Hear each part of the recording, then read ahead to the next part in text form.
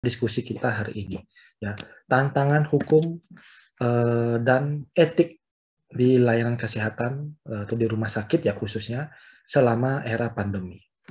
Ya, jadi yang seperti kita tahu atau yang seperti teman-teman rasakan sendiri, awalnya ya rumah sakit atau awalnya kan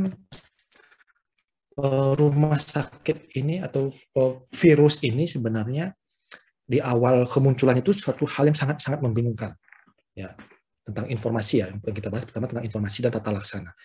Awal-awal COVID kita sangat banyak mendengar atau sangat banyak melihat, membaca berita yang simpang siur tentang COVID. Misalnya ada yang bilang nggak usah takut COVID, ya yang penting kita minum empon-empon katanya, minum apa sih, minum jamu-jamu jahe-jahe gitu ya, apa kunyit apa minuman herbal, empon-empon, bikin kita kebal terhadap virus. Atau ada lagi kalung corona katanya, ya kalung yang bisa bikin bebas COVID.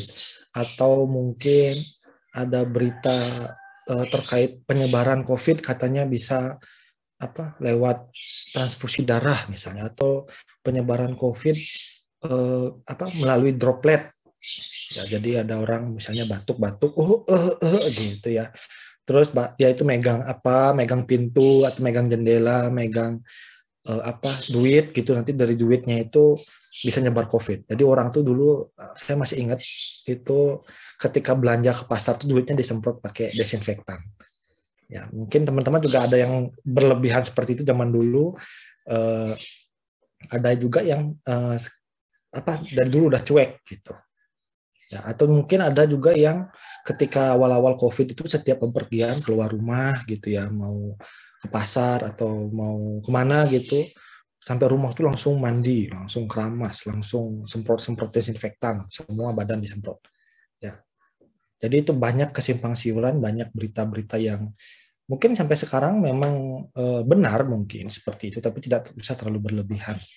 Ya, itu hal-hal yang terkait dengan penyebabnya. Jadi penyebab yang pertama itu adalah karena informasi tentang penyakit COVID ini dan penanggulangannya, pencegahannya itu masih terbatas. Ya, kalau sekarang mungkin sudah lebih baik ya informasi dan penanggulangan, pencegahan, terus informasi kasus itu sudah lebih baik. Tapi kalau dulu tuh masih simpang siur semuanya, masih mengerikan, gitu.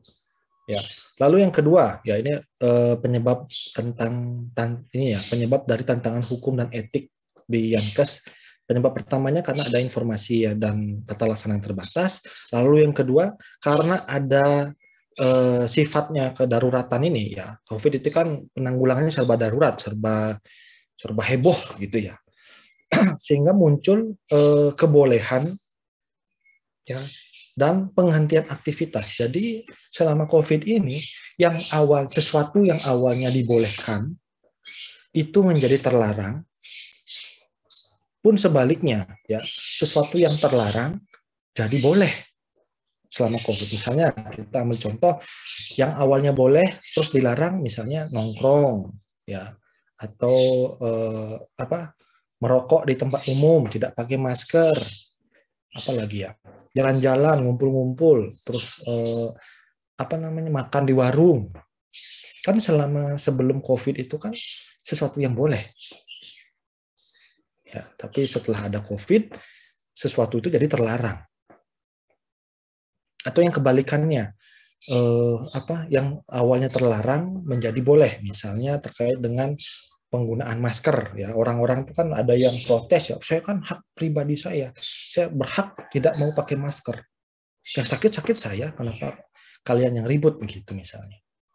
Ya, awalnya itu boleh, awalnya itu tidak boleh, ya tidak boleh melanggar atau tidak boleh memaksakan kehendak, tapi di masa pandemi seolah-olah hal tersebut boleh.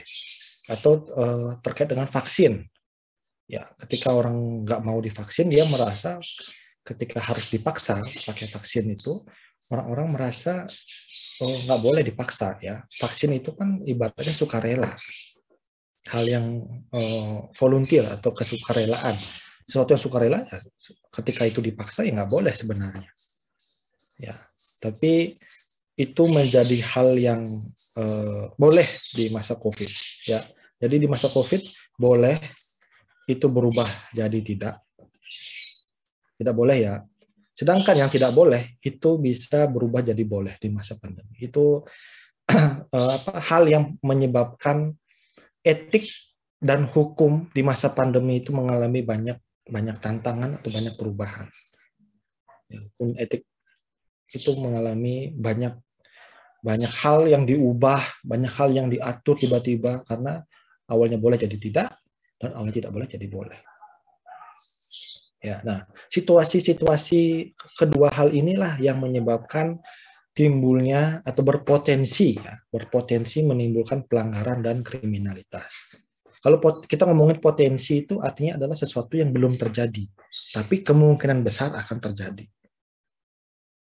Ya, ketika ada yang boleh jadi tidak boleh atau sebaliknya, itu kan ibaratnya orang jalan kaki, zaman dulu jalan kaki nggak pakai masker, boleh kan? Tapi ketika di COVID, di masa pandemi, itu jadi tidak boleh. Ya, sehingga ketika orang keluar jalan kaki nggak pakai masker, nongkrong sama teman-temannya, itu menimbulkan potensi pelanggaran atau menjadi hal yang kriminal. Ya, zaman dulu orang beli masker banyak-banyak, di keep di gudang boleh nggak? Ya boleh-boleh aja. Tapi di masa pandemi masker menjadi hal yang penting, orang itu nggak boleh menimbun masker. Dan orang menimbun masker, orang beli masker banyak tanpa tujuan yang jelas, itu menjadi tindakan kriminal. Ya. Saya sambil minum ya. Teman-teman yang minum mau makan santai saja. Boleh di kelas saya ya. Santai saja asal tidak mengganggu gitu ya. Tidak mengganggu konsen, nanti makan nasi padang terus nasi padangnya di Zoom gitu ya. Kan itu mengganggu orang lain. Jadi nggak fokus sama pelajaran saya, malah fokusnya lihat nasi padang. Nah, itu yang mengganggu. Kalau makan-makan sendiri nggak apa-apa, nggak akan ganggu gitu. Itu ya. Ini merupakan penyebab dari sebuah tantangan atau sebuah tantangan atau suatu perubahan yang tanda kutip tidak baik ya di bidang hukum dan etik di rumah sakit khususnya. Nah, ini penyebabnya ada 3. Lalu kita lihat masalah yang ditimbulkan karena ketiga penyebab tadi. Ya, masalah yang pertama tentang informasi. Ini kan kita tahu ya tentang kesimpang siuran informasi. Ya, ada yang bilang begini, ada yang bilang begitu, ada yang bilang COVID konspirasi, ada yang bilang COVID itu hanya rekayasa Wahyudi, rekayasa komunis, rekayasa Mama Rika dan lain-lain. Ya, itu yang terjadi ya. Kita nggak tahu mana sih yang benar ya. Ada yang bilang COVID begini, ada yang bilang COVID ini, ada yang bilang bisa sembuh, ada yang bilang begini mengerikan dan lain-lain. Ya, itu jadi ketika informasi ini nggak jelas, banyak hoax, itu akan menyebabkan perpecahan, menyebabkan kalut ya, masyarakat itu kalut, panik. Kan teman-teman tahu sendiri bagaimana awal-awal COVID harus pakai awal-awal itu tidak boleh pakai masker kain, harus pakai masker medis. Wah, kita langsung masyarakat panik, langsung borong masker harganya tinggi sampai jutaan harganya. Terus ada informasi lagi susu beruang ya, Bear Brand itu bisa menyembuhkan COVID. Wah, kita tahu sendiri bagaimana harga susu Bir Brand saat itu. Ya, saya juga kepikiran, wah, di Jember ada susu Bir Brand nih, apa saya jual kali ya di e-commerce gitu ya. Itu muncul sifat-sifat tamak dari manusia. Saya merasakan sendiri seperti itu. Wah, di tempat lain Bir Brand dijual 20.000, sini cuma 9.000. Apa saya ikut-ikutan ya? Tapi saya tidak mau ikut-ikutan. Ya, bukan karena saya baik, tapi karena saya malas. Aduh, malas deh. Packing segala macam lah. Udah nggak usah gitu ya. Bukan karena saya baik ya. Saya, baik ya, ternyata enggak. Saya nggak mau sok baik. Kenapa saya tidak mau ikut-ikutan itu? Karena saya malas ya. Ya kadang malas juga ada manfaatnya juga. Malas packing segala macam, ngurusin kirim-kirim susu beruang. Ya, padahal waktu itu saya ke Indomaret itu stok susu beruang sama UC 1000 itu masih aman di Jember. Dan di tempat lain harganya tinggi. Cuman saya nggak mau, ya udahlah gitu, saya nggak butuh juga gitu, nyari duit 10.000 tapi repot packing dan segala macam gitu. Ya, males intinya gitu. Tuh ya terkait dengan informasi. Lalu yang kedua terkait dengan apa upaya pencegahannya terkait dengan distancing, masker dan cuci tangan. Mungkin ini terlihat hal yang biasa ya di masa pandemi, social distancing, jaga jarak gitu ya, atau pakai masker kemana-mana pakai masker atau pakai dikit-dikit cuci tangan gitu kan hal yang lumrah di masa pandemi. Tapi ketika ini sebelum pandemi ya ada ada peraturan harus social distancing, ada harus pakai masker, ada harus pakai cuci tangan, itu sebenarnya melanggar hak asasi manusia, ya melanggar hak setiap orang untuk bebas melakukan sesuatu, ya. Tapi di masa pandemi hak-hak itu seolah-olah dibatasi, bukan dibatasi, hak-hak tersebut seolah-olah di apa ya, diwajibin gitu loh, harus pakai masker, kalau nggak pakai masker dihukum bayar denda gitu ya kalau nggak salah 100.000, apa disuruh push up, apa disuruh tidur di peti mati gitu, ada ya yang seperti itu yang lu nggak pakai masker. Itu kan dari sisi hukum mungkin tidak melanggar hukum, ya tidak melanggar hukum. Tapi dari sisi etik itu bisa dikatakan awalnya itu terlihat atau awalnya itu seperti atau awalnya dapat dikatakan itu melanggar etik. Ya, bagaimana sih orang kok sehat gitu disuruh tiduran di peti mati gitu ya gara-gara nggak pakai masker, ya ada kan, atau mungkin ada orang yang sampai berantem gitu sama polisi sama apa gara-gara oh di deket ini di Suramadu, ya di Suramadu masyarakat yang mau nyebrang di Suramadu itu sampai menghancurkan, ya ini termasuk Y ya saya apa namanya Deadwood, kaum Deadwood ya, jadi termasuk yang Y juga. Kenapa orang itu tidak mau, ya tidak mau dicolok-colok hidungnya di rapid yang melewati itu, karena ya tadi dia punya hak sebenarnya untuk menolak di rapid, ya. Jadi namanya tindakan medis itu ketika pasien yang menolak, tindakan medis tersebut tidak boleh dilakukan. Itu etiknya seperti itu, ya. Makanya ketika pasien mau dioperasi itu nggak boleh langsung potong-potong aja, misalnya kecelakaan patah kakinya harus diamputasi, dokter itu nggak boleh langsung mengamputasi, dia harus menanyakan dulu, ya. Kalau pasiennya sadar, pasien tanya, dikasih tahu pasiennya, diberi KIE ya, komunikasi informasi dan edukasi.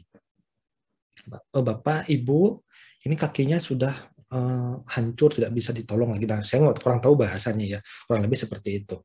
Ya, ini tidak bisa ditolong lagi, kami harus terpaksa melakukan amputasi untuk melindungi nyawa ibu atau bapak. Apakah ibu bersedia? Kalau bersedia, tanda tangan bahwa kaki saya boleh dipotong, gitu. Kasarnya seperti itu. Ya, ketika dia menyetujui, baru bisa dilakukan operasi. Ya, pasiennya atau keluarganya, kalau pasiennya nggak sadar kan keluarganya yang ditanya. Itu namanya etik, ya. Etik itu semacam norma, semacam boleh atau tidak boleh, ya. Beda dengan hukum. Kalau hukum kalau melanggar kena sanksi pidana, ya dipenjara, kena denda. Kalau etik, ketika etik dilanggar itu terkait dengan administratif, ya apakah izin dokternya dicabut atau disidang gitu ya, atau diberhentikan jadi dokter atau di skorsing dan lain-lain. Itu terkait dengan etik. Ya, maka seorang dokter itu sebenarnya atau seorang pemeriksa apa namanya yang tadi rapid test atau PCR itu tidak boleh memaksa sebenarnya. Sebenarnya seperti itu. Tapi balik lagi di masa pandemi sesuatu yang boleh menjadi tidak boleh, atau sebaliknya sesuatu yang awal tidak boleh, sesuatu yang tanda kutip sebelum pandemi itu melanggar etik, tapi di masa pandemi itu boleh-boleh saja, sah-sah saja. Kenapa? Karena ada namanya asas kepentingan umum. Ya, jadi yang seperti yang kita tahu bahwa kepentingan umum itu berada di atas kepentingan pribadi. Ya, misalnya terkait dengan COVID tadi, terkait dengan rapid test ya, seseorang tuh nggak mau dicolok-colok. Oh, saya nggak mau dicolok, saya nggak mau diperiksa rapid test. Ya, itu haknya dia memang untuk menolak. Bolehkah menolak untuk di rapid test atau di di PCR? Jawabannya boleh. Ya, asalkan ada alasannya. Asalkan orang tersebut tidak kemana-mana. Gitu. Boleh nolak, saya nggak mau di rapid, saya nggak mau di PCR, boleh. Ya asalkan kamu nggak kemana-mana, kamu di rumah aja.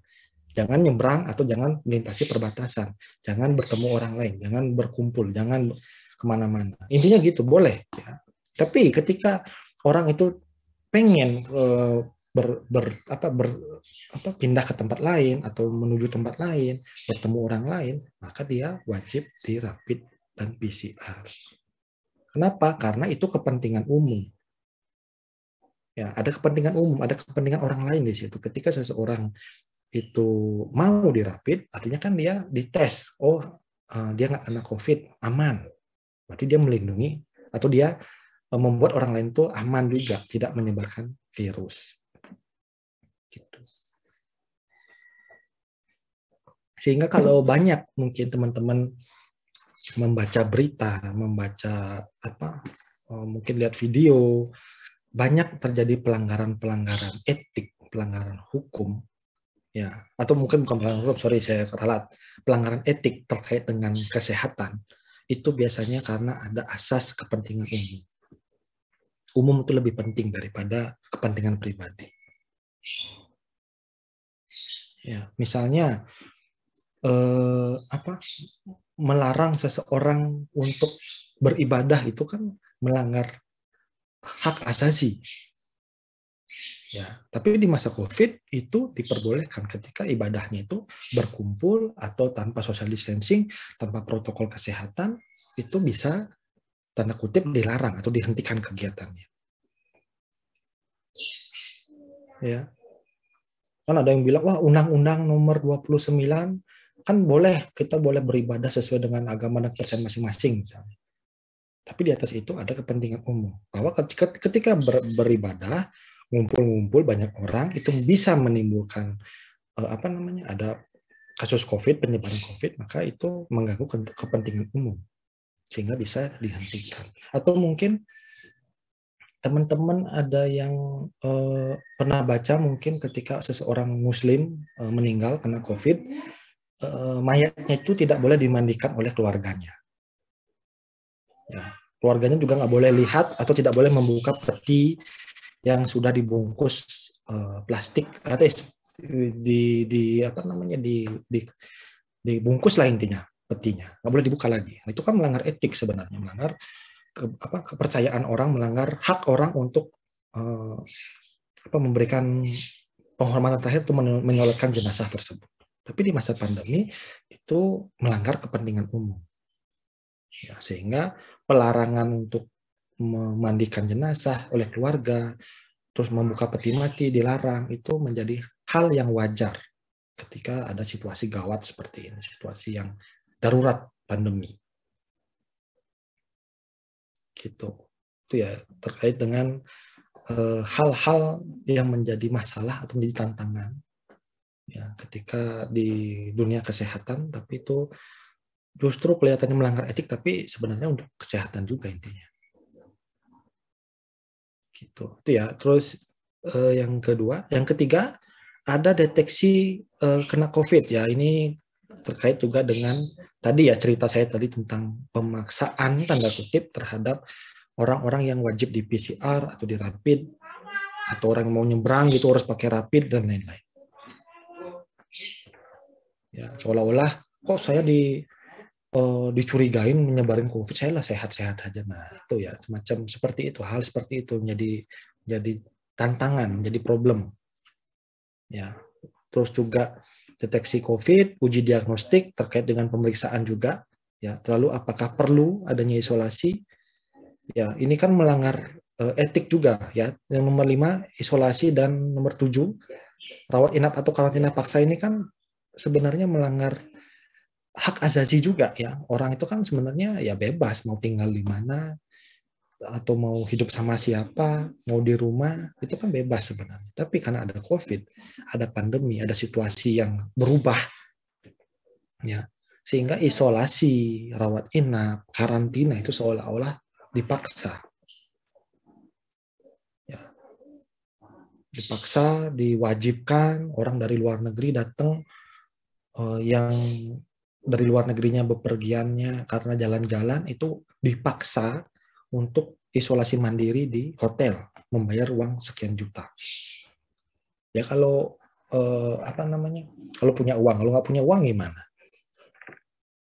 Ya jangan keluar negeri, ya jangan jalan-jalan keluar negeri kalau nggak punya uang gitu. Harus menyiapkan dana untuk isolasi mandiri. Itu kan dipaksa ya, kayak artis selebgram kita, mungkin dia merasa, wah saya hak asasi saya dicokok, saya baru pulang ke luar negeri kok dicurigain bawa COVID, saya nggak mau di karantina. Akhirnya dia kabur, terkena masalah hukum. Ya, karena dia melanggar hukum, akhirnya hukum karantina. Gitu. Itu ya terkait dengan isolasi dan karantina paksa. Lalu obat. Nah, ya mungkin teman-teman tahu sendiri, sampai saat ini saya belum yakin apakah obat COVID itu sudah ditemukan atau belum. Terakhir obat COVID itu kan ada obat malaria, saya lupa nama obatnya apa ya. Dulu apa ya namanya? Obat malaria jadi obat COVID. Saya lupa namanya apa. Ya. Lalu ada obat ivermectin dijadikan obat COVID. Ya, ivermectin tahu itu obat cacingan untuk kuda. Obat cacingan untuk hewan ternak dijadikan obat COVID. Atau mungkin ada obat-obat yang hanya menghilangkan gejala, bukan untuk mengobati COVID-nya. Karena COVID itu kan harus imunnya kuat ya. Jadi obat-obat lain itu untuk meringankan gejala. Kalau dia sesek, ya dikasih obat sesek, bukan obat menangani COVID. Itu kan secara etik itu menyalahi. Karena apa? Karena namanya manusia itu kan tidak boleh diuji coba seperti itu. Masa manusia dikasih obat kuda gitu loh. Dibangun-bangun cingkrak-cingkrak lagi kan bahaya juga ya. Itu kan melanggar etik. Ya, tapi di masa pandemi tadi saya bilang ya, balik lagi sesuatu yang tidak boleh menjadi boleh. Ya, terkait dengan pemberian obat, pemberian disuntik atau apa gitu ya, dikasih vitamin itu. Ya.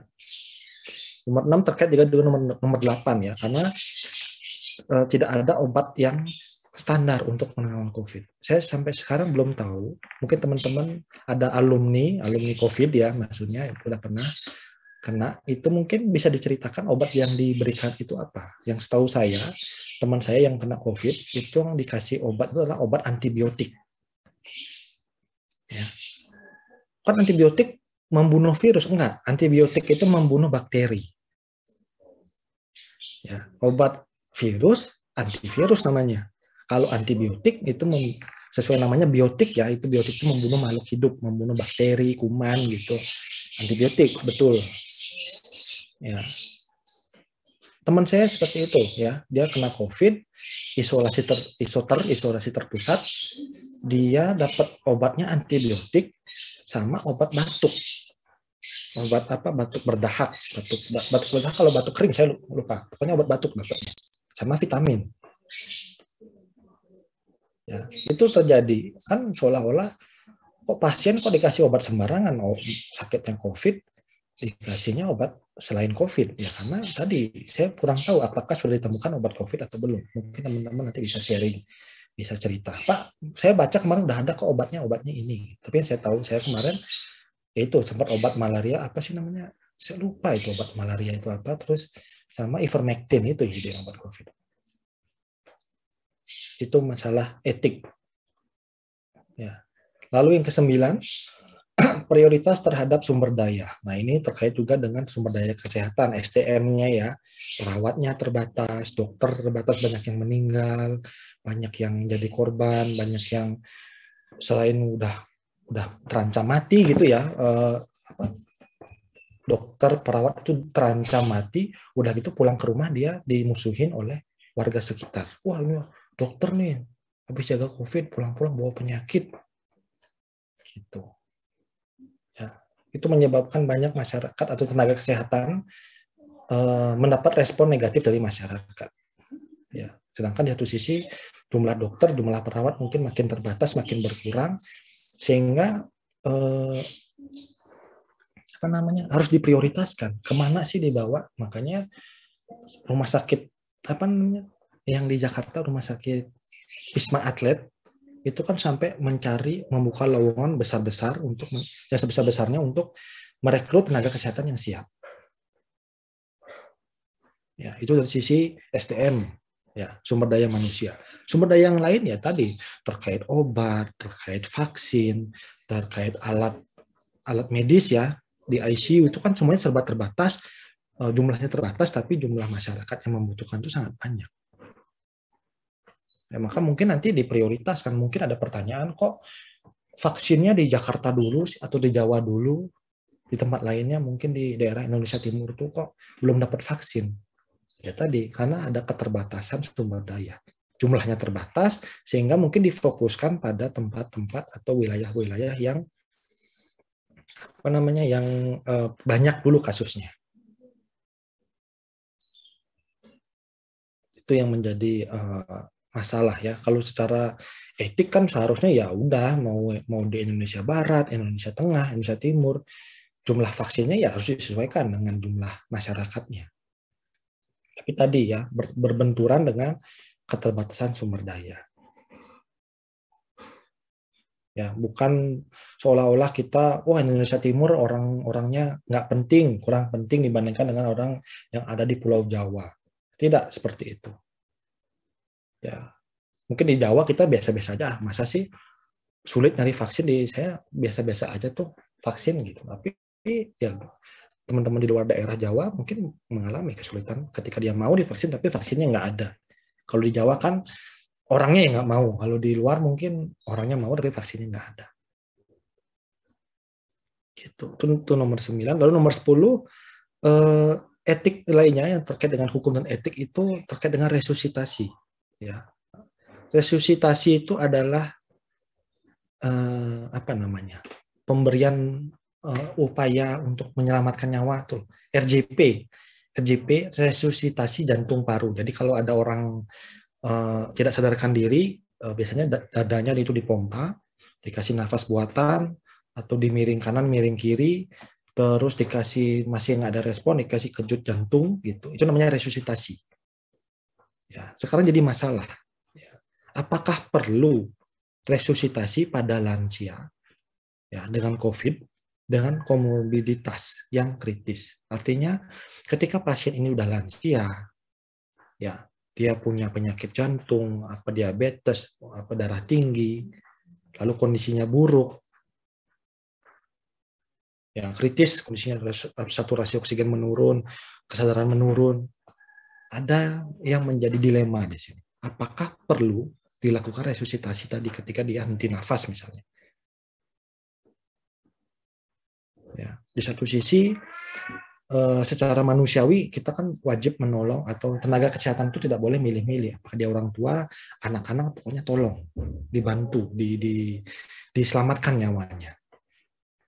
Tapi di sisi lain karena kondisinya sudah sangat kritis, ya kadang ada yang memilih untuk dipasrahkan. Ya udah pasrahkan daripada dipaksain, ya daripada mengeluarkan sumber daya yang besar, ya nambah biaya perawat, nambah biaya tindakan, perawatnya harus ngambil risiko, misalnya dia harus buka masker kan, ngasih napas buatan, harus buka masker dan lain-lain, sehingga resusitasinya tidak dilakukan pada lansia. Ya, ini masalah gara-gara COVID sebenarnya ya. Kalau zaman dulu ya aman-aman aja, ketika ada lansia kritis tetap ditolong, tapi zaman sekarang mungkin dipikir-pikir dulu ya untuk meresusitasi lansia dengan komorbid kritis tersebut.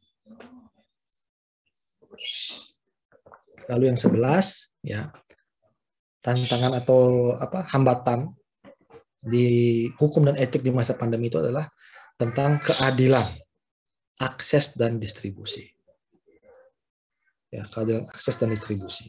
Jadi tadi ya terkait dengan distribusi vaksin, obat untuk COVID, terus distribusi tentang tenaga kesehatannya, distribusi apa lagi sarana prasarana lain-lain itu secara etik mungkin kelihatan tidak adil. Ya kok di daerah Jawa ininya bagus, fasilitasnya lengkap, rumah sakitnya banyak, sedangkan di luar Jawa itu nggak ada.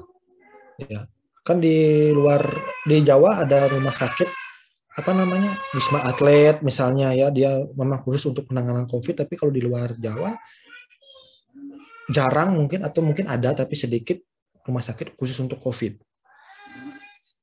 Itu terkait dengan keadilan akses dan distribusi. Gitu ya. Itu ya mungkin saatnya kita diskusi, mungkin teman-teman silakan ada yang mau menyampaikan pendapat atau mungkin mau bertanya atau menemukan suatu kasus, boleh cerita, silahkan nanti kita tanggapin bareng-bareng. Silahkan Dek Amanda ya, ini sudah ada raise hand satu, silahkan.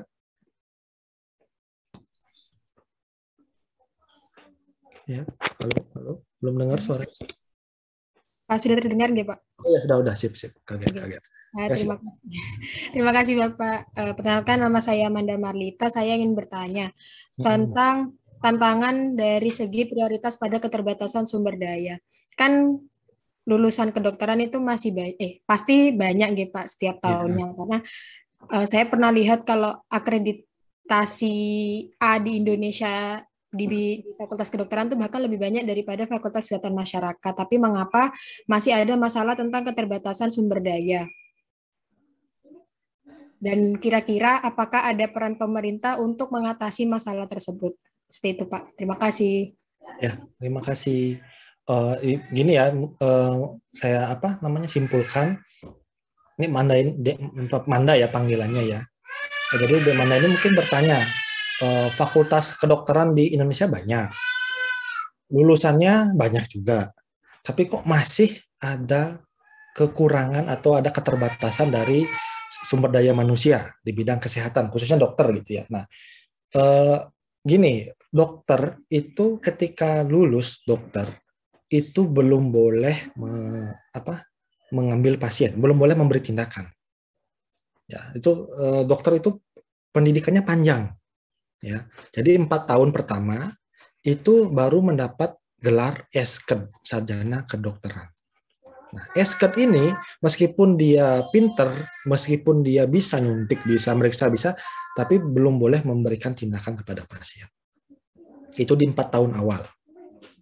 Ya, setelah itu dokter harus mengambil internship namanya. Internship itu magang. Jadi dokter magang kurang lebih kalau saya nggak salah itu setahun, 1 tahun dokter magang. Setelah itu dia lanjut pendidikan untuk mengambil gelar gelar dokter. Jadi namanya dewa gitu ya, dewa. Awalnya dewanya itu adalah Esked. Nah, setelah dia internship, ya, setelah dia melanjutkan pendidikan, bikin karya tulis lagi, bikin skripsi lagi, baru namanya dapat dokter dewa. Baru bisa, ini nanti dihilangin, biasanya nggak ditulis ya. Jadi namanya baru boleh dia memberikan tindakan, ngasih obat, ngasih resep. Jadi pendidikan dokter paling nggak 8 mungkin sampai 9 tahun. Baru bisa ngasih tindakan. Ya, tapi kan banyak Pak, kemarin-kemarin udah lulusan banyak lulusan dokter, lulusan udah jadi dokter gitu ya, bukan Esked lagi, kan banyak Pak ya, memang banyak, tapi keterbatasan ini bukan hanya dari sisi jumlahnya saja, ya, tapi juga dari sisi sebaran atau sebaran itu, ya sebaran ya, penyebarannya ya. Banyak dokter atau banyak jurusan pendidikan kedokteran itu yang berfokus pada Jawa, Sumatera mungkin, atau mungkin yang bagus-bagus itu di Sulawesi ada, Bali mungkin termasuk. Nah, selebihnya itu tidak ada atau mungkin ada pendidikan kedokteran tapi terbatas jumlahnya. Mungkin di Kalimantan ada tapi jumlahnya terbatas. Di NTT ada tapi jumlahnya terbatas. Ya, jadi keterbatasan itu bukan hanya dari sisi jumlah. Ibaratnya kalau lulusan dokter ya pengennya ya di Jawa aja deh, di dekat rumah bila perlu ya, di dekat rumah ada rumah sakit, pengennya kerja di situ aja, nggak mau di pedalaman-pedalaman. Mungkin semua seperti itu ya, tenaga kesmas, perawat itu biasanya fokusnya pendidikan itu di Jawa, di Sumatera mungkin, sama di Bali, mungkin beberapa daerah di Sumatera sama beberapa daerah di Kalimantan sama Sulawesi. Ya, begitu lulus dia pasti pengen kerja di kampungnya, pengen kerja dekat rumah lah, di kota lah bilang ini, nggak mau kerja di desa. Sedangkan yang namanya kasus COVID ini kan tidak hanya ada di kota besar, dan di daerah pun ada.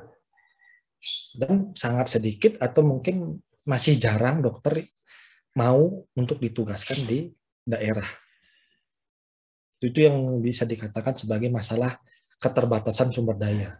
Jadi bukan hanya jumlah, tapi juga sebarannya. Itu menjadi masalah. Ya mungkin di Wisma Atlet, di RSUP, di mana Sutomo, Sarjito, di Hasan Sadikin, ya dokter ya cukuplah jumlahnya. Ya mungkin lebih-lebih juga. Tapi ketika itu rumah sakitnya di NTB, NTT, atau di rumah sakit mana, dokternya terbatas, terus dia risiko ada kena COVID, mungkin ada yang meninggal juga, makin berkurang. Itu mungkin yang menjadi tantangan ya, menjadi permasalahan ketika ada pandemi seperti ini. Ya, masyarakat atau dokter atau tenaga kesehatan itu lebih cari aman lah, dia pengennya yang di kota dan lain-lain. Kurang lebih seperti itu sih. Pengalaman pribadi setahu saya seperti itu gitu di Amanda. Kalau di Amanda sendiri gimana? Kalau udah lulus disuruh merantau gitu ya ke daerah gitu, mau apa enggak kira-kira? Kalau masih muda nggak ada tanggungan kayaknya masih mau, Pak. Masih mau ya, asal duitnya cocok gitu ya. Ya, Asal gajinya benar. cocok ya, itu ya. Mau merantau ke sini ya, berapa gajinya? 3 kali lipat. Oh iya sih, bolehlah dipikirkan ya. Nanti mikir 3 tahun doang, nanti 3 tahun kabur gitu. Ya, ngumpulin modal dulu. Udah cukup modalnya buat nikah, udah tinggal gitu. Oh ya, ini ada yang presensinya bermasalah, Aditya Nur. Ya nanti saya ubah presensinya ya. Nanti teman-teman silakan yang presensinya belum ini silakan dilaporkan. Oke, ada lagi mungkin yang mau cerita, mau bertanya terkait etik, mungkin ada pengalaman pribadi atau baca koran gitu terkait etik atau hukum. Ya, Nandini, ya silakan, Dek Dini. Terima kasih, Pak. Saya Ya. mau bertanya. Jadi di saat era pandemi seperti ini kan banyak ada peraturan baru dari pemerintah begitu ya. Contohnya seperti mewajibkan memakai masker begitu kan. Dan juga kan seperti ada patroli-patroli dari pihak kepolisian begitu, Pak. Nah, kemudian dari kegiatan-kegiatan itu kan tidak jarang ditemukan ada pihak aparat itu yang sampai memaksa dan bahkan ada juga sanksi pidana bagi orang yang melanggar seperti tidak memakai masker dan berkerumun gitu. Nah, kemudian hal tersebut kan sudah bisa dibilang sangat melanggar HAM dan melanggar etik juga. Masyarakat juga kan jadinya malas begitu ya mau mengikuti peraturan kalau sampai dipaksa. Apakah ada cara supaya masyarakat itu mau tetap melakukan peraturan dari pemerintah, tapi dari pihak yang berwajib juga tanpa harus melanggar hak asasi begitu, Pak? Ya, terima kasih. Ya, jadi apakah ada cara gitu ya untuk membuat masyarakat ini patuh tanpa harus menghukum gitu ya? Mungkin yang saya tangkap seperti itu ya. Apakah ada caranya? Ya, dan caranya ini melibatkan peran teman-teman di sini. Ya, caranya adalah kita meningkatkan pemahaman, meningkatkan edukasi tentang pentingnya menggunakan masker, pentingnya mencuci tangan, pentingnya menjaga jarak. Ya, yang namanya hukuman, namanya denda, namanya apalagi disuruh push up, disuruh tidur sama peti mati gitu ya. Itu adalah tindakan kuratif. ya, atau tanda kutip tindakan pengobatan, atau tindakan yang di akhir ya, ketika yang udah melanggar baru dikenain. Ya. Yang dilakukan adalah kita preventif sama promotif. Itu yang penting sebenarnya. Maka ini peran dari tenaga kesehatan masyarakat. Perannya sangat berat, saya bilang. Ya. Kenapa? Karena untuk membuat atau untuk mengubah kebiasaan orang, mengubah mindset, mengubah pola pikir seseorang yang sehat itu sulit. Ya, mungkin saya pernah cerita atau belum ya, ini saya cerita lagi. Kita ngomongin tentang kuratif sama preventif dan promotif ya. Kalau kuratif kan itu dokter misalnya. Ya. Ketika dokter kan menanganinya pasien yang udah sakit. Ya. Dokter nyuruh pasien kamu minum zat kimia ini ya. Zat kimia ini akan menyebabkan kamu lemas, mual-mual, pusing, nggak enak makan, tapi penyakitmu sembuh. Kira-kira pasiennya mau apa enggak? Pasti mau kan? Oh iya dok, mau. Bapak paru-parunya udah bolong nih, Bapak berhenti merokok ya? Iya dok, mau. Bapak atau ibu ini kakinya udah luka, busuk, tidak bisa ditolong, kakinya saya potong ya? Iya mau. Gitu kan kalau dokter? Karena dia menangani pasien atau dia menangani di bidang kuratif pengobatan. Orang pasti mau ketika orang itu sakit. Kenapa? Karena orang sakit pengennya sembuh. Apapun mau dilakukan asal sembuh. Bapak, Ibu beli obat harganya 10 juta ya, biar sembuh. Oh iya mau dokter gitu. Itu peran dokter. Kalau peran tenaga kesehatan masyarakat gimana? Bapak, Ibu pakai masker ya? Nggak mau. Apa saya pakai masker? Sesak. Saya lo sehat. Saya udah minum apa? Saya kebal dari virus. Nggak ada tuh virus corona. Gitu tanggapannya. Ya. Atau Bapak, Ibu berhenti merokok ya? Nggak mau, ngapain saya berhenti? Kakek saya aja ngerokok, hidupnya 100 tahun kok. Gitu. Bapak, Ibu kakinya saya potong ya, ngapain kaki saya dipotong, kaki saya masih sehat gitu misalnya. Kalau dokter kan udah potong kaki mau aja. Gitu. Kasarnya seperti itu. Ya, jadi ketika kuratif itu atau hukuman yang sifatnya ketika ada kesalahan terus dihukum, orang itu pasti mau mengikuti di saat itu aja.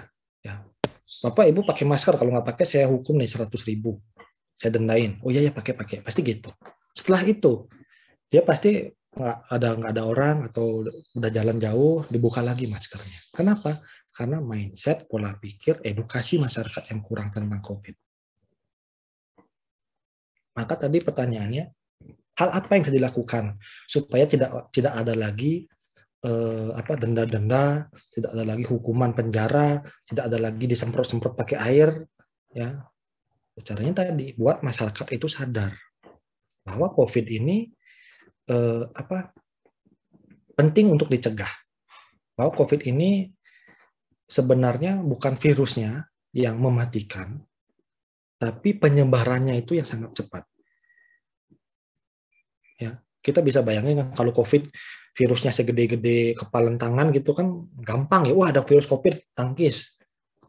Ya, sama kayak nyamuk ya, ada nyamuk kita tepok aja, ada virus COVID kita tepok. Ini kan karena COVID ini nggak kelihatan, makanya pakai masker.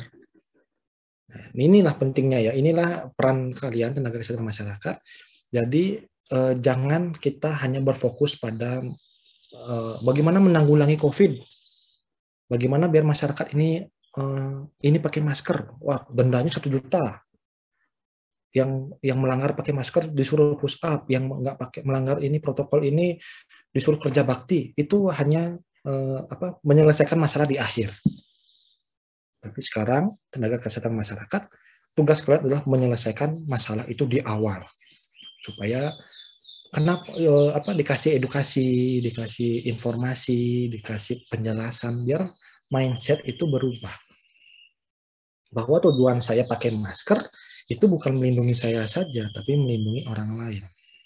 Bahwa tujuan cuci tangan itu untuk biar tangan saya bersih, bukan dari COVID aja, tapi dari macam-macam penyakit. Apa misalnya penyakit diare kan bisa dari cegah cuci tangan, flu dan cuci tangan.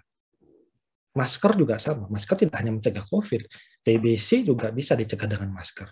Apalagi sakit-sakit macam-macam. Ya, just tahu saya di luar negeri di Jepang itu saya baca komik itu waktu saya SD lah ya, baca komik Kobo-chan, Karyage. Itu kalau mungkin teman-teman nggak tahu ya komiknya itu ya. Jadi komik jadul itu waktu saya SD saya heran. Jadi orang Jepang itu atau orang Tiongkok itu sudah terbiasa pakai masker ketika dia sakit flu. Ya, dia sakit flu wajib pakai masker. Dia bintitan wajib pakai eye patch, apa sih eye patch? Tutup mata gitu. Supaya nggak menyebar karena mereka itu tahu bahwa bintitan, sakit mata merah, flu itu mudah menyebar. Meskipun tidak mematikan tapi mudah menyebar. Kalau kita memboro-boro, orang bersin aja hacim gitu sengaja kan, dipanggil temannya, hehe apaan hacim digituin temannya. Ya zaman dulu seperti itu. Nah, bercandanya ya dipanggil hehe apaan, tiba-tiba dibersinin sama teman. Ya. Gitu. Terus cuci tangan. Nah, cuci tangan kan orang Indonesia kan sebelum COVID mengira cuci tangan itu gunanya apa? Gunanya biar nasi itu nggak nempel di tangan. Kenapa kamu cuci tangan sebelum makan? Ya ini mau makan pakai tangan biar nasinya nggak lengket gitu. Ya. Kalau sekarang kan kita ubah pemikiran masyarakat pelan-pelan bahwa cuci tangan itu bukan untuk biar makannya nggak nempel nasinya, tapi adalah mencegah berbagai macam penyakit. Tidak hanya COVID saja. Itu yang peran tenaga kesehatan masyarakat ya. Jadi peran teman-teman adalah mengubah mindset masyarakat. Mengubah mindset orang sehat itu lebih sulit daripada mengubah mindset orang yang sakit. Kalau udah sakit COVID, disuruh pakai masker, disuruh minum obat ini itu mau aja. Tapi kalau orang sehat, pakai masker itu sulit nyuruhnya. Gitu. Itu ya, jadi peran kalian ya. Ketika lulus harus bisa berupaya mengubah mindset masyarakat. Caranya bagaimana Pak? Ya macam-macam. Edukasi, ngasih bikin poster, bikin video, berbagai macam pendekatannya. Ya, jadi kesehatan masyarakat ini adalah ilmu kesehatan, ya, ilmu di bidang sains, ya. Tapi pendekatan-pendekatannya itu lebih ke arah sosial. Jadi ini gabungan dua hal ya, belajar kesehatan, tapi belajar ilmu sosial juga. Ya, karena sifat manusia itu bukan seperti ilmu pasti ya. Kadang kita edukasi pakai omongan, orang lain ngerti. Kadang dikasih omongan nggak paham, harus ngasih gambar. Kadang dikasih gambar juga nggak paham, harus dikasih video. Kadang video juga nggak paham, harus dikasih contoh gerakan. Kadang contoh gerakan juga nggak cukup, dikasih modal. Ya, kamu pakai masker, ini maskernya, ini cara pakainya, harus dicontohin seperti itu. Wah, banyak pendekatannya. Itu hal-hal sepele ya. Nanti hal-hal lebih detail lagi banyak pendekatan. Gitu. Itu ya jawabannya ya dari peran kalian sebagai seorang tenaga kesehatan masyarakat untuk promotif dan preventif, mencegah biar orang atau ibaratnya memberikan edukasi biar orang ini paham tentang COVID itu apa. Akhirnya adalah orang itu mau ya melakukan pencegahan COVID tanpa diminta, tanpa dihukum. Gitu. Ya, panjang jawabannya ya, tapi saya harap teman-teman bisa mendapat poinnya, dapat inti dari jawaban saya. Begitu. Ada lagi yang mau bertanya mungkin? Ya, Dek Uswatun. Baik, terima kasih Bapak atas waktunya Ya. izin bertanya. Kan di suatu klinik itu ada dokter itu memberikan obat yang terlalu mahal untuk si pasien. Dan si pasien itu kurang mampu, tapi si dokter itu mengatakan kalau tidak obat itu sembuhnya itu lama. Dan pasien itu bingung mau gimana, apakah itu melanggar kode etik, terus cara penanganannya apakah ada solusi untuk obat itu gimana ya Pak? Terima kasih. Ya, terima kasih. Ini bagus ya pertanyaannya. Ini merupakan masalah etik. Ya, ini saya garis bawahi. Ini masalah etik, kode etik dokter. Ya, masalah etik. Kenapa? Karena gini nih ceritanya ya. Saya nggak bilang semua dokter ya. Saya tidak bilang semua dokter, tapi ada beberapa oknum dokter yang tanda kutip dia tidak melanggar hukum. Dia tidak melakukan tindakan kejahatan, tapi dia melanggar etik. Ya, itu dari bidang kerjasama obat. Gini contohnya ya, kita penyakitnya apa ya, pilek ya atau flu lah ya, ada orang pasien sakit flu. Nah, si dokter ini dia diajak kerjasama oleh rep obat, saya apa namanya, representatif mungkin ya, ada rep obat. Tugasnya dia adalah keliling-keliling dari dokter untuk menawarkan obatnya. Ya, ada tiga orang ya, ada pasien, ada dokter, ada rep obat. Rep obat ini berasal dari perusahaan kimia, perusahaan penghasil obat. Ya, ini cerita anonim ya, tanpa nama ya, tapi ada kasusnya seperti ini. Nah, si rep obat ini keliling-keliling dia nyari dokter yang mau diajak kerjasama. Kerjasamanya apa? Kerjasamanya adalah si rep ini, Pak dokter, saya dari perusahaan bla bla bla bla bla, perusahaan obat ya. Saya memberikan obat ini, mereknya adalah apa? Harusnya nyebut merek ya, apa ya misalnya ya, Oskadon. Obat sakit kepala. Apa ya? Ultraflu ya misalnya. Ultraflu ya. Ini jangan disebarin, wah Bapak ini apa memfitnah ultraflu. Nggak, ini hanya contoh ya, ini hanya contoh, nanti ada yang ngerekam lagi. Ini hanya contoh ya. Bapak gitu ya, Pak dokter, saya punya ultraflu. Ya. Nanti Pak dokter, ketika ada orang sakit flu, resepkanlah ultraflu ini. Ya, kasih obatnya ultraflu, jangan ditawarin obat yang lain. Ada pasien kena flu, kasih ultraflu. Ada pasien kena pilek, ultraflu. Jadi ya sesuai ya, tapi ada pasien asma ultraflu ya jangan, itu salah ya, udah hukum itu, udah melanggar hukum. Tapi kan dokter ini mau ya, karena ultraflu itu memang obat untuk sakit flu. Ya. Obatnya gitu. Nanti kalau Bapak meresepkan ultraflu dan setahun laku 1.000 obat, maka nanti Bapak akan saya kasih bonus. Nanti saya kasih mobil. Nanti saya kasih apalah pokoknya, nanti dikasih hadiah, kasih uang 100 juta misalnya. Gitu. Itu ya. Lalu si dokter ini kan ada tadi pasiennya datang miskin misalnya, pasiennya nggak punya uang. Aduh saya sakit dok, ini lagi flu. Oh, ultraflu ya, resepin ultraflu. Wah, tapi kan ultraflu mahal dok. Ya ini obat bagus, obat apa dibilang dok, apa sih obat tokcer ya, apa sih ya dibilang ya istilahnya ya, obat paten ya, obat paten.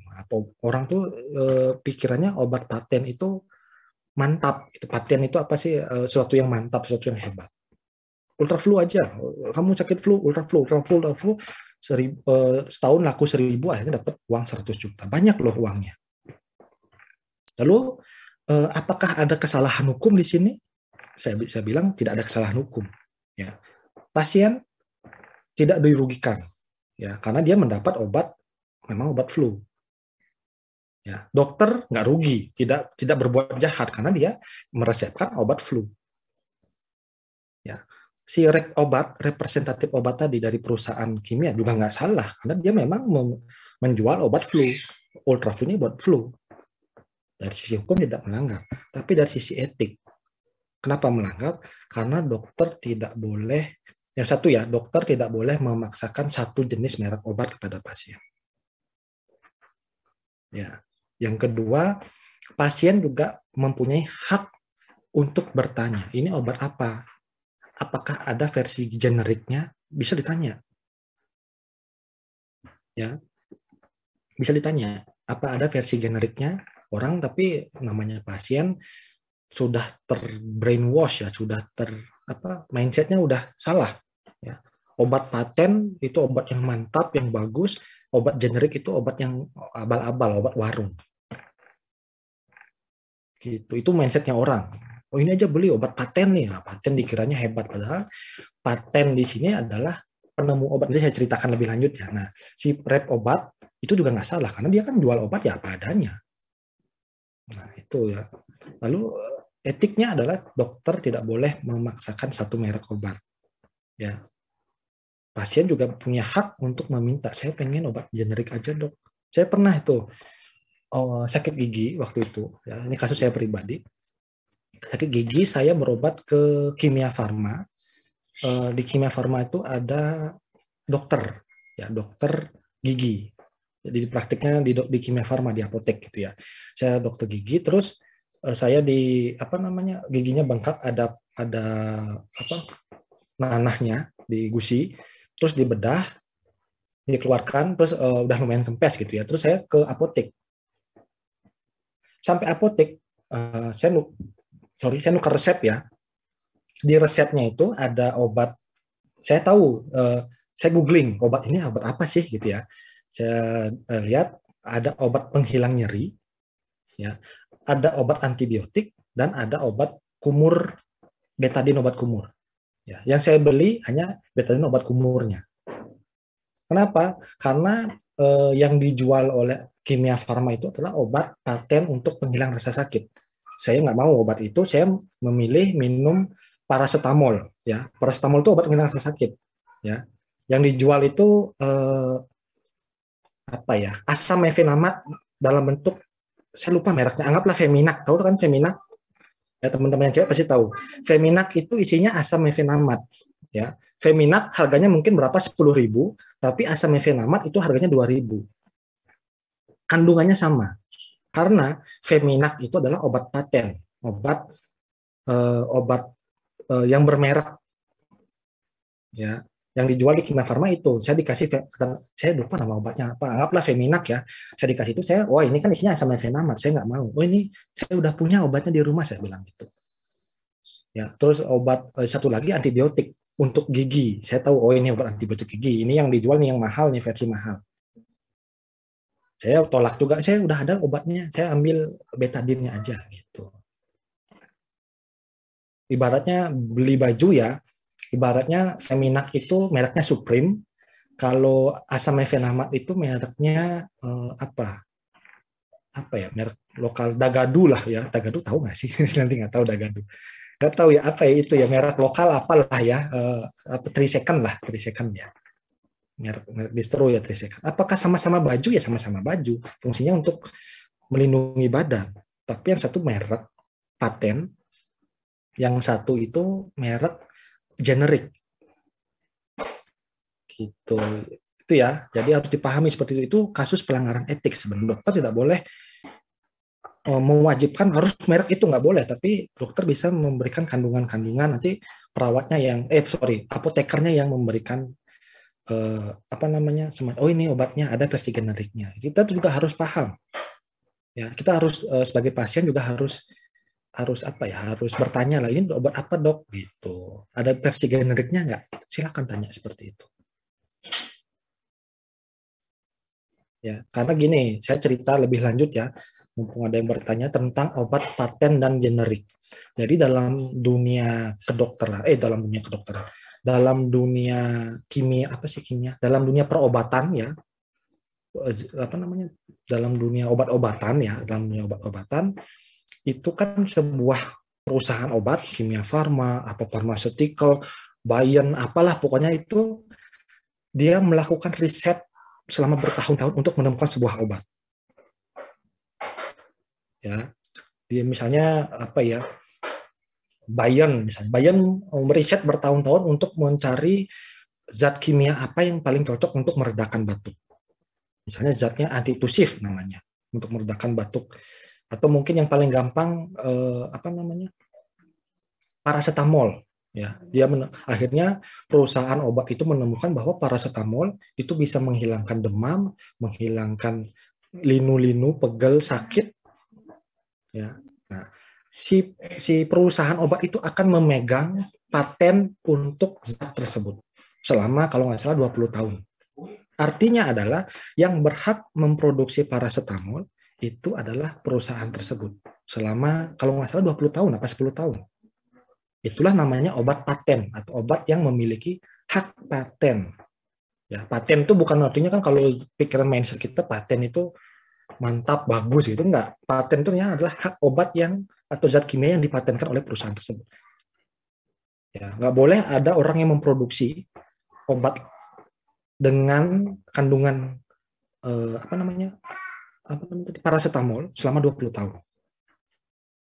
Itu aturan di perusahaan di industri obat. Ya, itu pemegang patennya adalah Bayer misalnya, atau Kimia Farma. Nggak boleh ada yang samain. Saya yang punya paten, nggak boleh ada yang jualan. Gitu. Awalnya gitu-gitu. Nah, setelah 20 tahun, paten tersebut akan menjadi boleh atau umum. Ya, boleh diproduksi oleh perusahaan lain. Ya, ibaratnya secara logika 20 tahun itu udah balik modal lah, karena kan biaya riset itu kan mahal. 20 tahun udah balik modal, ayolah bagi-bagi ilmunya. Akhirnya si Bayer ini baru menyebarkan paracetamol boleh diproduksi oleh siapa saja. Maka perusahaan-perusahaan lain itu muncul. Saya bikin paracetamol mereknya Panadol. Saya mau bikin paracetamol mereknya Sanaflu. Saya mau bikin paracetamol mereknya Bodrek. Isinya baca tuh Bodrek, Panadol, isinya paracetamol juga. Tapi punya merek dagang. Gitu. Nah, pemerintah ya supaya masyarakat ini menjangkau obatnya, ya membuatlah obat generik namanya. Obat generik itu obat umum, isinya sama, ya paracetamol isinya, mau Panadol, mau Bodrek, mau perusahaan Bayer memproduksi paracetamolnya sama. Tapi generik itu diproduksi oleh pemerintah. Ibaratnya biar yang miskin ini juga bisa beli paracetamol, kita bikin versi murah. Karena kan patennya udah disebarkan, siapa aja boleh pakai itu. Itu maka ciri-ciri obat generik adalah nama obatnya sama dengan nama zatnya. Ya. Kalau beli paracetamol, saya kalau kemana-mana bepergian pasti bawa paracetamol karena saya agak gampang sakit kepala, gampang sakit gitu ya, gampang meriang-meriang, minumnya paracetamol. Ya, kalau belinya mereknya Pamol, paracetamol kan ada merek Pamol, ya, itu harganya 4.000 kali ya, 6.000, isinya 4 butir. Tapi kalau kita beli paracetamol, ya, itu harganya 2.000 atau 3.000, dapatnya 8 butir. Gitu. Jadi belilah obat generik ya, karena isinya kandungannya sama. Coba lihat Pamol bandingin sama, lihat komposisinya, pasti isinya paracetamol 500 mg. Ya ngapain kita beli obat yang gitu, yang bermerek, ya kita beli obat yang generik aja. Tapi kan tidak semua orang tahu hal itu. Makanya teman-teman di sini sebagai seorang tenaga kesehatan wajib mengingatkan, wajib mencari tahu, aktif bertanya kepada dokter ketika mendapat obat. Ini obat apa dok? Gitu. Apa ada versi generiknya, itu boleh ditanyakan ke dokter. Dokter pasti tahu. Dokter juga akan meresepkan versi generik. Gitu. Tapi kalau kitanya adem ayem, diam-diam baik gitu ya, dokter ngasih apa ya udah beli ya udah. Dokter ya kesempatan, tanda kutip di situ ya, kesempatan ngasih obat yang paten tadi, yang bermerek dagang. Ibaratnya dokter ini seperti pedagang pakaian lah ibaratnya.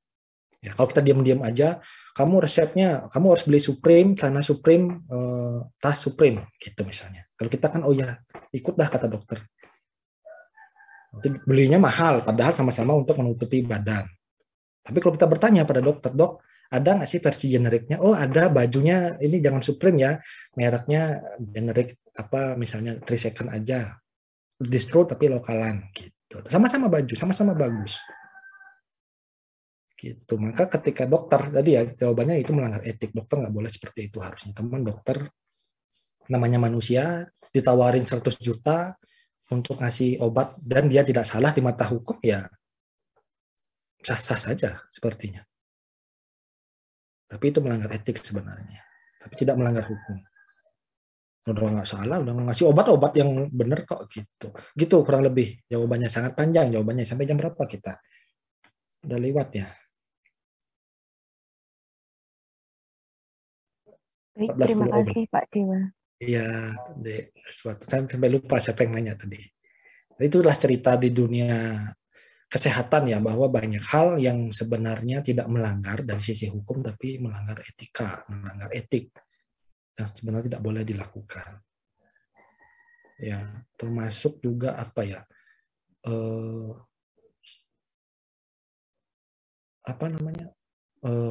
misalnya kita tadi ya terkait dengan dokter yang tiba-tiba harus mengoperasi pasien, ya pasiennya nggak sadar, pingsan gitu ya, terus harus dioperasi, harus apa? Kalau di kesan masyarakat saya kurang tahu, mungkin di bidang penelitian nanti ya, masalah etik ya. Kalau perawat itu nyuntik pasien itu harus minta izin. Ya, Bapak saya suntik ya gitu, atau Ibu saya pasang infus ya gitu, itu termasuk minta izin ya. Apakah main tojos-tojos saja, ada Bapak ini bandel saya tuh suntik langsung dah gitu, saya tancepin langsung infusnya, itu apakah melanggar hukum? Enggak, tapi itu melanggar etik ya. Kenapa? Karena setiap tindakan medis, setiap perawatan itu wajib mendapatkan izin dari si pasien atau keluarganya. Masang infus, hal yang sepele, masang infus, apa namanya yang stetoskop di dada itu, maaf saya periksa dulu gitu, harus minta izin. Meskipun dia sesama cewek misalnya, dokter cewek yang diperiksa cewek, apalagi yang kebalikannya, ya cowok meriksa pasien cewek, harus minta izin dengan baik. Mohon maaf Ibu. Ya itu karena kalau tidak itu dia melanggar etik. Itu. Tuh, kira-kira ada yang mau bertanya lagi atau mau bercerita lagi? Salvinia ya, silakan. Salvinia dulu ya. Iya, baik Bapak. Sebelumnya mohon maaf apabila saya off cam. Ya.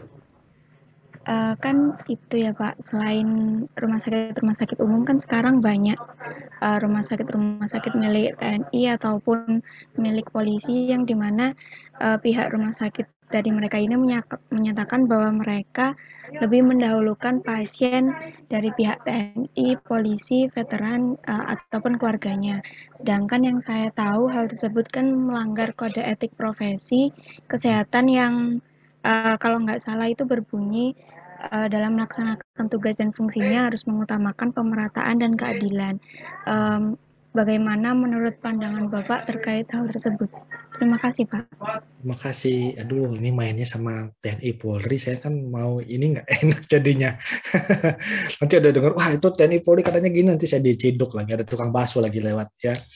Jadi saya bicara secara umum ya, memang secara etik itu tidak boleh kita memilih, bukan kita ya, maksudnya rumah sakit, itu rumah sakit apapun ya, bukan hanya TNI Polri, tapi rumah sakit swasta, rumah sakit negeri itu tidak boleh memilih-milih pasien, tidak boleh memilah-milah berdasarkan umur, berdasarkan jenis kelamin, atau berdasarkan kamu orang kaya atau orang miskin, kamu pakai umum atau BPJS, oh nggak boleh, kamu nggak boleh ke sini, nah nggak boleh seperti itu, ya. Bahkan penjahat atau apa namanya maling yang kena tembak misalnya, dia masuk UGD, itu nggak boleh ditolak sama dokter. Wah, kamu maling ya? Iya, saya maling, dokter. Kenapa kamu kena tembak? Misalnya ditembak polisi gitu misalnya, atau ketabrak pas melarikan diri. Misalnya, atau ada lagi pasien lain. Kamu kenapa ini kecelakaan atau berdarah-darah kakinya gitu? Oh, saya kena tembak, Dok. Kena tembak kenapa? Nggak tahu, saya lagi lari kok ditembak gitu. Wah, ini kan ada pertanyaan. Kenapa lari bisa ditembak? Ya soalnya saya larinya sambil bawa motor orang gitu misalnya. Ya itu kan secara hukum mungkin orang tersebut bersalah. Ya tapi secara etik seorang dokter, seorang tenaga kesehatan tidak boleh memilih-milih pasien. Meskipun dia penjahat, koruptor atau siapa dari pendidikan apapun tidak boleh ditolak. Ya karena itu termasuk sumpahnya seorang dokter. Ya, dokter tidak boleh memilih-milih pasien. Saya nggak tahu isinya secara detail seperti apa, tapi ada namanya sumpah Hippokrates. Ya, dokter tidak boleh memilih-milih pasien. Ya. Maka sumpah itulah memberikan layanan kesehatan pada siapapun itu menjadi landasan rumah sakit tidak boleh memilih-milih pasiennya. Ya, apapun, ya tidak boleh memilih-milih. Tapi mungkin tadi dikatakan bahasanya adalah mengutamakan TNI, mengutamakan profesi tertentu dibandingkan dengan orang umum. Ya, kan ini sulit ya, ini masalah bahasa sebenarnya. Ya, ibaratnya saya nggak milih-milih kok, tapi kalau ada dua, yang satu profesinya sama dengan saya, yang satu masyarakat umum, maka saya mengutamakan yang profesinya sama dengan saya. Gitu. Ya, itu bahasa mengutamakan soalnya. Tapi dia mungkin nggak, oh kamu tidak memilih. Misalnya ada rumah sakit dosen gitu, nah biar aman ya. Ada rumah sakit dosen misalnya. Rumah sakit dosen hanya mengutamakan merawat dosen dan keluarganya. Jadi apakah orang biasa boleh ke sana? Ya boleh. Tapi ketika ada satu dosen sakit, yang satu orang biasa, maka yang diutamakan adalah dosen dulu. Gitu. Tapi dari sisi etik ya permasalahan bahasa sebenarnya, masalah agak ngeles-ngeles dikit lah ya. Di satu sisi dia bilang menerima semua, tapi kami mengutamakan yang profesinya dosen. Karena ini adalah rumah sakit dosen. Rumah sakit pendidikan. Kalau di UNED misalnya rumah sakit RSGM UNED, ya kami hanya mengutamakan dosen. Kalau ada orang lain datang ya dilayanin dulu. Kalau ada dosen yang sakit, Bapak Ibu tunggu ya dosen dulu gitu. Dari sisi etik tidak baik sebenarnya, tidak boleh seperti itu ya, karena tidak boleh memilih-milih, membeda-bedakan pasien. Gitu. Ya secara umum ya, bukan TNI. Saya nggak ngomong TNI Polri, saya ngomongin dosen ya. Hati-hati nih. Nanti ada yang salah paham, dipotong ucapan saya, nanti dibilang ini apa ya. Gitu deh, Salvinia. Baik Bapak, terima kasih Bapak. Iya, intinya nggak boleh ya. Mau dia apapun pekerjaannya, dia adalah seorang manusia, makanya dalam kesehatan, dalam penelitian atau dalam dunia rumah sakit ya, perumah sakitan, seorang pasien atau seorang, kalau di dunia penelitian kan namanya apa ya, bukan pasien, responden ya, itu bukan objek ya. Maka ketika kita meneliti orang, kita mengatakan bahwa dia bukan objek penelitian, tapi subjek penelitian. Kenapa? Karena dia memiliki hak-hak dan hak azazi untuk menolak. Kalau dia nggak mau, kita nggak bisa paksa. Ya, itu hak setiap pasien, hak setiap subjek penelitian. Kita membayangkan dia itu bukan sebuah benda yang kita boleh tusuk, kita boleh suntik, kita boleh kasih tindakan seenaknya. Tapi dia subjek, bisa menolak. Bapak Ibu saya suntik ya biar sembuh, saya nggak mau disuntik, ya sudah, nggak bisa. Ya, Bapak Ibu saya potong kakinya ya biar tidak boroknya tidak kemana-mana, saya nggak mau dipotong kakinya, ya nggak boleh. Kalau dokter melanggar atau tenaga kesehatan melanggar, maka dia melanggar kode etik karena telah memaksa pasien.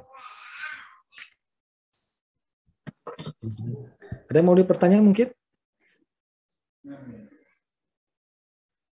Atau sudah habis kali ya? Oh, ada satu, Aditya. Oh, bentar, ini Aditya yang tadi di chat. Oh ya benar, silakan. Permisi Pak, mohon izin sebelumnya off-cam karena jaringan kurang bagus, memadai. Saya ingin bertanya Pak, semisalkan ada kayak praktek bidan gitu ya Pak. Itu kan misalnya bidan ini itu rame, bidan salah satunya itu sepi, terus sedangkan bidan yang satunya itu bekerja di puskesmas. Mungkin jabatannya lebih tinggi gitu Pak. Jadi kalau bidan ini ada masalah tentang saat menangani pasien itu akan dirujuk ke puskesmas, tapi karena masalah pribadi tersebut puskesmas menolak, itu kan sudah jelas melanggar etik ya Pak. Itu seharusnya bagaimana ya Pak? Sama untuk kayak misal ada pasien yang dirawat oleh bidan ini, tapi nanti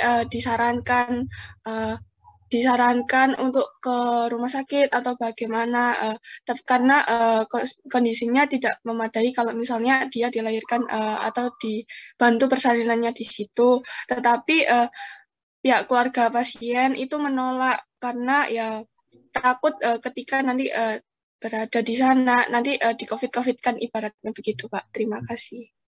Ya, terkait pertanyaan nomor 2 ya, bagaimana ketika sebuah bidan, atau puskesmas gitu ya tidak mampu memberikan penanganan terhadap pasien, itu memang sebaiknya dirujuk ya. Jadi tidak boleh bidan atau puskesmas itu nyoba-nyoba, kita kayaknya nggak mampu nih, tapi kita coba-coba dulu yuk pasiennya, nggak boleh. Nah, kita coba dulu obatin yuk, atau kita coba dulu deh kira-kira kayaknya bisa sih. Misalnya pasien itu ada pendarahan, mau melahirkan ada pendarahan, terus di rumahnya atau di bidan tersebut tidak ada kantong darah, tidak ada apa alat-alat yang agak canggih gitu ya untuk ngobatin atau untuk merawat yang operasi sesar gitu yang nggak ada. Coba dulu yuk. Nanti itu nggak boleh ya.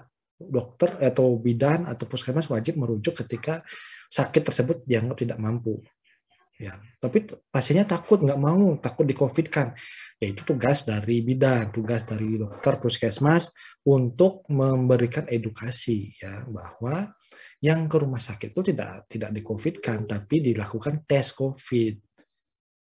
Ya mungkin dites dulu, nanti kalau hasilnya positif, bukan pasien itu ditolak. Wah kamu positif COVID, kami nggak terima, nggak boleh melahirkan, enggak. Tapi pasien atau si dokter tersebut nanti bisa memakai APD misalnya. Jadi itu perlindungan buat pasien, buat dokter juga. Ya, namanya orang sakit kan kita nggak tahu.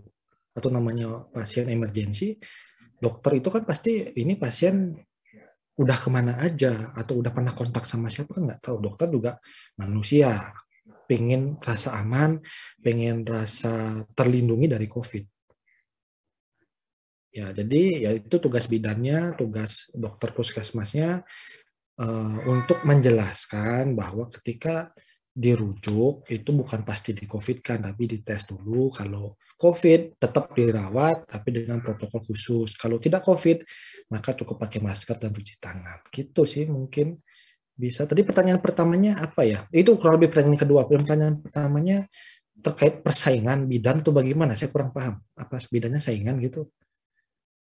Ya maksudnya kayak kan apa namanya sama-sama profesinya bidan gitu ya Pak. Satunya tapi bekerja di puskesmas dan itu ibaratnya bidan tersebut itu posisinya tuh udah tinggi gitu loh Pak. Jadi ketika bidan ini mau merujuk ke puskesmas kan tidak memadai, itu malah ditolak oleh bidan karena masalah pribadi gitu Pak. Padahal itu seharusnya kan sudah jelas melanggar kode etik ya Pak. Kan mengatasnamakan masalah pribadi. Seharusnya itu bagaimana ya Pak?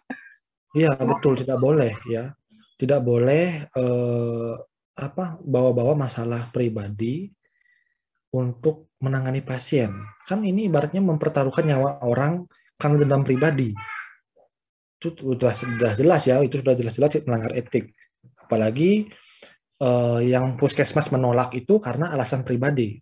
Ya, misalnya bidan yang nggak mau ngirim karena dendam, atau kebalikannya puskesmasnya ketika ada Bapak Ibu kiriman dari mana? Ini rujukan dari bidan anu. Wah, ini kita nggak bisa. Nah, itu sudah melanggar etik karena itu menyangkut nyawa orang. Ya, nyawa itu kan ya apa hubungannya pasien ini kok dendamnya antar dua orang yang kena jadi korban itu si pasien kan gitu. Ya, itu sudah melanggar kode etik. Maka harus kita nggak bisa menyalahkan. Ya, kita nggak bisa menyalahkan atau kita tidak bisa menyatakan bahwa itu melanggar atau enggak tanpa ada bukti valid. Ya, misalnya bidan ini dirujuk ke puskesmas tadi terus ditolak. Tanya alasannya apa ditolaknya. Ya, ditolaknya karena nggak ada alat canggih. Ya mungkin wajar. Oh nggak ada alat canggih kita tolak, nggak bisa di sini, nggak bisa operasi sesar di sini, harus ke rumah sakit. Ya mungkin alasannya wajar. Tapi dia kalau alasannya nggak jelas, tidak gaji lah pokoknya alasannya nggak ngerti apa alasannya, ujung-ujung nolak, bidan tersebut bisa dilaporkan ya, laporkan ke atasannya ya, kepala puskesmasnya ya, atau dilaporkan ke dinas kesehatan bahwa ada kasus seperti itu sah-sah saja, silakan ya. Tapi kalau alasannya karena nggak ada alat mesin sesar atau ada alat apa ya wajar lah ditolak. Kurang lebih begitu deh Aditya. Ya. Baik Bapak, terima kasih. Ini ada pertanyaan dari Anissa. Bentar, tapi saya mau skip dulu. Saya mau tanya dulu, yang namanya Intan Lestari ada di sini? Intan Lestari, itu Bapak salah satu mahasiswa yang di EHK atau di FKN ini ada yang keluar Pak, mungkin atas nama Intan Lestari. Intan Lestari, Zafira, Zerlinda Zenjaya Putri, Triple Z ya, atau Gandita Nur Fitriana, apakah ada orangnya? Kalau ada nanti ngomong ya, karena belum Ada absen. Bapak. Mana? Ada. Dan Dita ada. Oh, ini belum muncul absennya. Saya hadirkan dulu. Zafira hadir, Bapak. Zafira hadir. Oh ya, ini belum, namanya nggak ada di absen. Namanya belum hadir gitu. Tapi udah saya ubah sih. Ya, oke. Kalau Aditya tadi sudah hadir statusnya di presensi.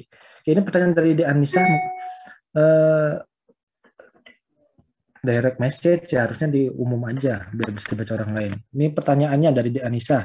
Permisi Bapak, izin bertanya. Seperti yang kita ketahui, untuk mengedukasi keluarga tentang suatu penyakit itu kan susah sekali, apalagi untuk mengedukasi yang usianya lebih tua, yang merasa memiliki banyak pengalaman atau sudah terpapar berbagai macam berita hoax. Bagaimana nggih Pak cara yang tepat untuk memberitahu orang-orang tersebut? Ini ya, kalau bahasa lucunya sih ingatkan dia tentang kematian ya. Itu seperti itu. Kalau kita mau ngasih tahu orang tua tentang suatu bahaya, ingatkan tentang kematian ya, hubungannya tentang kematian. Pasti orang tua itu lebih oh ya ya gitu. Oh ya benar juga gitu. Ya itu mungkin cara aneh ya, cara lucu-lucuan ya. Tapi yang saya bisa kasih tips adalah bagaimana cara mengingatkan orang yang lebih tua, yang bandel, yang bukan sok tahu, yang sok banyak pengalaman. Saya lebih tua daripada kamu, saya lebih banyak pengalaman, saya lebih duluan lahir, kamu baru anak kemarin sok ngajarin saya. Mungkin ada seperti itu ya. Yang bisa saya kasih tips adalah kita mendekati siapa mungkin pemuka agamanya atau ustadz atau siapa gitu ya. Karena yang orang tua kita percaya itu kan biasanya pemuka agama. Biasanya orang tua kita pasti percaya pada siapa mungkin ustadz atau siapa kiai yang dipercaya. Nah, kita bisa mendekati kiai tersebut, memberikan edukasi, memberikan pemahaman, kita berdiskusi sama atas nama kampus ya. Jadi jangan Pak Kiai saya mau diskusi, jangan gitu. Misalnya teman-teman nanti mau penelitian, mau pengabdian masyarakat, nanti sasarannya bisa ke situ. Ya, ajak Pak Kiainya atau teman-teman nanti ketika sudah bekerja, misalnya dari Dinkes kerjasama dengan pemuka agama untuk bukan meminta ya, memohon kepada pemuka agama tersebut untuk sering menyisipkan edukasi kesehatan di ceramahnya atau di tausiahnya. Ampuh cara itu ya. Kenapa? Karena namanya orang tua kan beliau atau mereka percaya pada gurunya, guru kiai, ustadz atau lain-lain, pemuka agama lah. Gitu. Itu mungkin pendekatan yang bisa mungkin ada cara-cara pendekatan lain yang mungkin bisa dilakukan sambil jalan gitu ya, teman-teman banyak menemukan itu, mungkin bisa saling sharing ya. Yang kepikiran di saya itu. Ya, kepikiran adalah kita dekatin pemuka agama karena pemuka agama itulah yang biasanya dipercaya oleh orang tua kita. Ya, jadi menceramah tausiah tentang agama wujudkan juga dengan atau ditambahkan dengan materi-materi tentang yang menyangkut tentang kesehatan, atau mungkin Pak Kiainya, Pak Ustadznya itu bisa mengingatkan ayo pakai masker gitu. Ya, selama ceramah itu tolong yang pakai masker ini tolong maskernya dipakai gitu. Kan itu tidak mengganggu dari sisi isi dari tausiah, dari sisi ceramahnya, tapi bisa mengedukasi. Ayo ceramah yang datang ke sini sudah cuci tangan atau belum gitu. Ya, bisa seperti itulah. Ya, mungkin ada cara-cara lain. Ya, saya harap teman-teman mencoba berusaha juga ketika kita atau orang tua kita membaca berita hoax. Ya, kalau saya pribadi sih yang saya pesankan ke orang tua bukan jangan percaya hoax, tapi setiap ada informasi, setiap ada berita, setiap ada nonton di TV, di internet atau sesuatu, itu wajib atau bilang dulu ke saya. Ada berita gini loh, bener nggak sih? Nah, orang tua saya biasanya gitu. Ya, ada berita gini, bener apa enggak? Gitu. Jadi saya sering ingatkan orang tua, jangan dipercaya. klik ini nanti kuotanya nambah 50 giga gitu. Sering kan ada di WA gitu ya. Tiba-tiba di grup WA ada seperti itu. Biasanya orang tua saya nanya dulu, ini benar nggak sih nambah 50 giga? Ah, jangan palsu tuh gitu. Atau dapat SMS dari Shopee dapat 50 juta gitu ya. Bener nggak ya dapat ini? Nah, biasanya orang tua saya gitu. Ya, baru diceritakan pelan-pelan.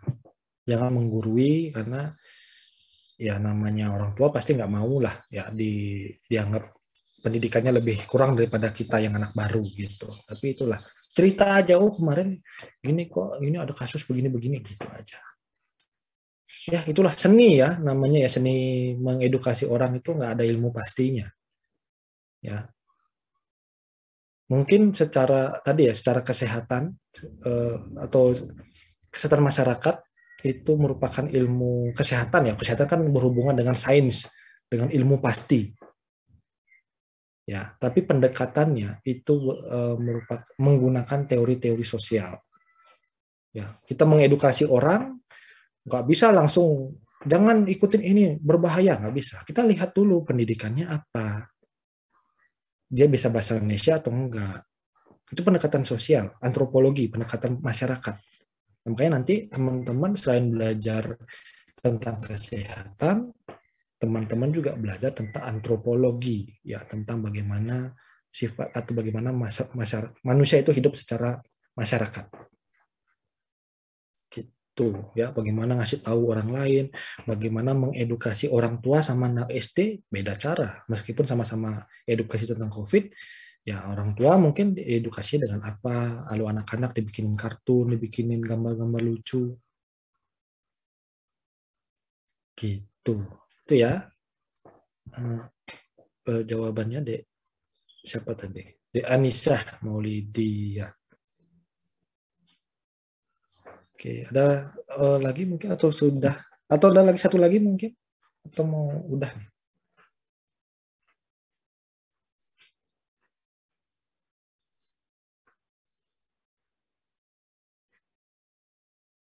Ada?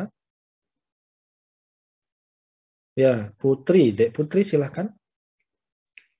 Baik Pak, terima kasih. Saya izin bertanya, semisal pasien itu mengalami cedera akibat dari dokter yang melanggar kode etik gitu, Pak. Kayak semisal contohnya dokter ini tidak menangani pasien secara tidak kompeten gitu Pak. Nah sehingga dapat membahayakan pasien. Nah itu apakah pasien ini bisa mengajukan ganti rugi? Nah jika bisa itu kapan nih Pak? Iya, baik. Pertanyaannya apakah bisa mengajukan ganti rugi? Saya jawabannya bisa, tapi tidak semua tindakan dokter yang atau kita bilang malpraktik itu ya, itu pasti mendapatkan ganti rugi berupa uang. Ya, kalau ganti ruginya konotasinya masalah uang, tidak semua. Ya, jadi prosedurnya kurang lebih begini. Ketika ada seseorang yang mendapat perawatan di rumah sakit, yang saya tahu rumah sakit ya, saya spesifik ngomongnya rumah sakit, terus ada indikasi atau ada indikasi itu apa ya? Ada tanda-tanda ya, ada tanda-tanda bahwa dokter itu malpraktik. Misalnya yang rusak itu kaki kiri, yang diamputasi kaki kanan. Nah, itu kan malpraktik misalnya, kelihatan lah ya. Yang bisa dilakukan adalah teman-teman bisa melapor ke komite etik dan hukum di rumah sakit. Ya, nanti dia semacam hakim ya, semacam hakim yang menentukan, dia yang memproses juga kasus tersebut. Ya. Jadi teman-teman bisa lapor ke komite etik, nanti komite etik itulah menentukan apakah dokter itu memang melanggar atau bagaimana atau tidak. Ya, nanti kalau melanggar hukumannya ada, apakah dokter itu mungkin dicabut izin praktiknya atau di skorsing atau harus mengganti biaya atau apapun. Ya, itu komite etik menentukan. Mungkin saya nggak bisa bicara secara detail karena saya terkait hukum-hukum itu saya sendiri nggak hafal. Nanti teman-teman bisa baca sendiri. Jika dokter melakukan kesalahan, apa yang terjadi. Tapi kalau terkait etik, maka itu biasanya hanya hukuman administratif. Ya, mungkin dicabut izinnya, nggak boleh praktek, dipindah tugaskan, dan lain-lain. Itu kalau menyangkut etik. Tapi kalau udah menyangkut pelanggaran hukum yang berat, ya misalnya tadi harusnya motong kaki kiri, kaki kanan yang diamputasi. Nah itu kan udah melanggar hukum karena sudah merenggut hak orang lain atau sudah melakukan tindakan yang menyakiti orang lain, ya, membuat orang lain sakit atau tindakan penganiayaan, mungkin bukan penganiayaan ya, menyakiti lah atau mengakibatkan orang lain itu sakit. Nah itu bisa ditindak secara hukum, nanti bisa dipenjara. Yang jelas sih kalau ganti rugi itu tidak semua ya ganti rugi atau bagaimana, tergantung jenis apa pelanggarannya. Gitu ya. Nanti intinya kalau ada pelanggaran lapor ke komite etik di rumah sakit, itu ada komite etiknya. Itu deh Putri. Pak, terima kasih Pak. Baik, terima kasih. Itu ya terkait dengan etik. Mungkin waktu juga sudah habis perkuliahan kita. Saya cukupkan sampai di sini ya. Nanti minggu depan metode kuliahnya kurang lebih sama. Nanti saya siapkan video. Nanti teman-teman nonton video YouTube-nya. Nanti pada saat perkuliahan kita tanya jawab, diskusi, atau teman-teman mau cerita apapun boleh ya. Nanti kita minggu depan bahas tentang hukum selain di rumah sakit. Ya, ada hukum Kesling ya, ada hukum kesehatan lingkungan, ada hukum tentang penyakit menular, penyakit tidak menular, terus hukum apa lagi ya? Hukum K3, kesehatan dan keselamatan kerja. Kita bahas permasalahan-permasalahan berbeda. Nanti saya cari atau nanti mungkin ya nantilah kita cari-cari contoh-contoh kasusnya biar teman-teman lebih paham pelanggaran-pelanggaran. Oke, itu saja mungkin yang dapat saya sampaikan. Saya mohon maaf kalau ada kata-kata saya yang kurang berkenan atau kurang dapat dipahami, tapi saya harap teman-teman bisa mendapat manfaat dari diskusi kita pada siang hari ini. Teman-teman bisa mendapat informasi, sudah tercerahkan gitu ya tentang kasus etik atau hukum di Indonesia terkait dengan kesehatan. Itu yang dapat saya sampaikan. Saya mohon maaf kalau ada kata-kata yang salah. Saya izin pamit, sudah lebih 2 menit. Kita ketemu lagi minggu depan. Ucapkan selamat siang dan selamat melanjutkan aktivitasnya masing-masing. Terima kasih semuanya. Terima kasih Bapak. Terima kasih kembali. Terima kasih Bapak. Ya, saya end meeting ya. Terima kasih semuanya.